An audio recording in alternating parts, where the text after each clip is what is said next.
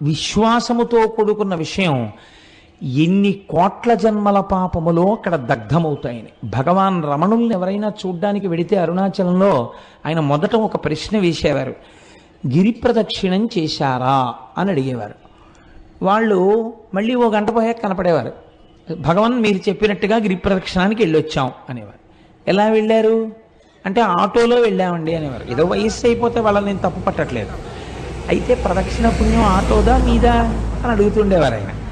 కాబట్టి ఆ గిరి ప్రదక్షిణం అనేటటువంటిది మనం ప్రయత్నపూర్వకంగా చెయ్యాలి. అక్కడ చిత్రం ఏమిటంటే, మీరు ప్రదక్షిణం ప్రారంభం చెయ్యగానే సాధారణంగా రమణాశ్రమం దగ్గర నమస్కారం చేసి కొంచెం 4 అడుగులు వెయ్యగానే ఒక వినాయకుడి గుడి ఉంటుంది, అక్కడ నమస్కారం చేసి గిరి ప్రదక్షిణం చెప్పులు లేకుండా చెయ్యాలి. గిరి ప్రదక్షిణకి చాలా మంది వస్తారు కాబట్టి వారందరితో కలిసి గిరి ప్రదక్షిణం చేయడం మంచి అనుభూతినిస్తుంది.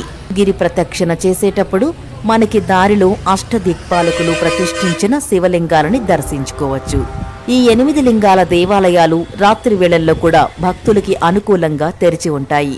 గిరి ప్రదక్షిణ చేసేటప్పుడు అరుణాచల శివ అరుణాచల శివ అంటూ గిరి ప్రదక్షిణ చెయ్యాలి. గిరి ప్రదక్షిణ మొత్తం 14 కిలోమీటర్లు. తార్ రోడ్డు ఉంటుంది. ఆ తార్ రోడ్డు పైనే మనం ప్రదక్షిణ చేయాల్సి ఉంటుంది.